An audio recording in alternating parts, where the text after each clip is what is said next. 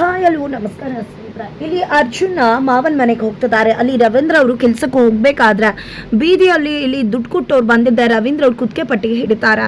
ಎಲ್ಲಿ ದುಡ್ಡು ಸಾಲ ತೀರ್ಸು ಅಂತ ಕೇಳ್ತಿದ್ದಾರೆ. ಅವಮಾನ ಆಗ್ತದೆ, ದಯವಿಟ್ಟು ಆ ರೀತಿ ಮಾಡಬೇಡಿ ಅಂತ ಅನ್ನಪೂರ್ಣವರು ಹೇಳಿದಾಗ ನಿನ್ನ ಮಗಳು ಓಡೋಗೆ ಅವಮಾನ ಆಯ್ತಂತೆ, ನಿನ್ನ ಮಗಳು ಶಾಸ್ತ್ರ ನಡೀತದೆ ಅಂತ ದುಡ್ಡು ಇಸ್ಕೊಂಡು ಬಂದ, ನಿನ್ನ ಮಗಳು ಓಡೋದ್ರೆ ನಾನೇನು ಮಾಡೋಕ್ಕಾಗುತ್ತೆ ಅಂತಿರ್ಬೇಕಿದ್ರೆ ಅರ್ಜುನ್ ಅಲ್ಲಿಗೆ ಎಂಟ್ರಿ ಕೊಟ್ಟು ತೆಗಿ ನಿನ್ನ ಮಾವನ ಕೈಯಿಂದ ಅಂತ ಹೇಳಿ ದುಡ್ಡನ್ನು ಕೊಟ್ಟಾಗ ರವೀಂದ್ರ ಅವರು ಅದನ್ನು ಬೇಡ ಅಂತ ಹೇಳಿ ನಾನೇ ತೀರಿಸ್ತೀನಿ, ನನಗೆ ಇನ್ನೊಬ್ರು ಋಣ ಬೇಕಾಗಿಲ್ಲ ಅಂತ ಹೇಳ್ತಾರೆ. ಇತ್ತ ಕಡೆ ಭಾರ್ಗವಿನ ಗೋಳಿಕೋಬೇಕು ಅಂತ ಹೇಳಿ ಸಾಕ್ಷಿ ನಿರ್ಮಲಾ ಅನ್ಕೋತಾರೆ. ಅದಕ್ಕೆ ಸರಿಯಾಗಿ ಭಾರ್ಗವಿ ಕೂಡ ಸೈಲೆಂಟ್ ಆಗಿ ಅವ್ರು ಹೇಳಿದಾಗೆಲ್ಲ ಕೇಳ್ತಿದ್ದಾಳೆ.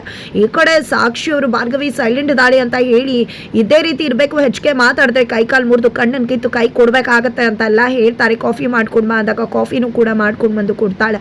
ಕಾಫಿ ಮಾಡ್ಕೊಂಡು ಬರ್ತದಾಗೆ ಕಾಫಿ ಕುಡಿದ್ರೆ ಅದು ಉಪ್ಪು ಏನೇ ಈ ರೀತಿ ಮಾಡ್ಕೊಂಡು ಬರೋದಾ ಅಂದಾಗ ಇನ್ನೇಗೆ ಮಾಡ್ಕೊಂಡು ಬರಬೇಕು, ನಿಮ್ಮಂಥವ್ರಿಗೆ ರೋಷ ವೇಷ ಎಲ್ಲ ಪಾಪ ತುಂಬ ಜಾಸ್ತಿ ಇದೆ ಅಲ್ವಾ ಅಂತೆಲ್ಲ ಮಾತಾಡಿದಾಗ ಏನು ಮಾತಾಡ್ತಿದ್ಯಾ ನೀನು ಅಂದಾಗ ಇದೇ ರೀತಿ ನಡ್ಕೋತಾ ಬಂದರೆ ಇದಕ್ಕಿಂತ ಜಾಸ್ತಿ ಮಾಡಬೇಕಾಗತ್ತೆ, ಪ್ರತಿದಿನ ಎಲ್ಲದರಲ್ಲೂ ಕೂಡ ಇದನ್ನೇ ಮಾಡಬೇಕಾಗತ್ತೆ ಅಂತ ಭಾರ್ಗವಿ ಎಚ್ಚರಿಸ್ತಾಳೆ.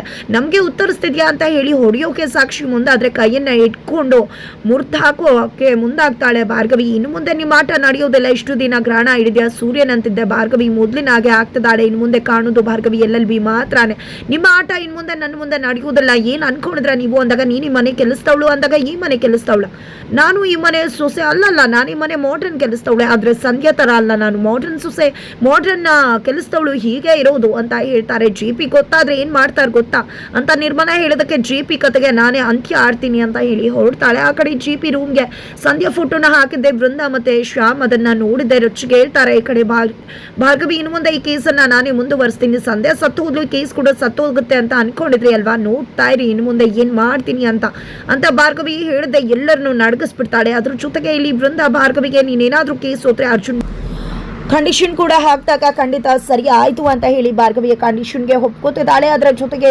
ಭಾರ್ಗವಿಗೆ ಅವಮಾನ ಮಾಡುವುದಕ್ಕೆ ಸಿದ್ಧವಾಗ್ತಿದ್ದಾಳೆ ಬೃಂದ.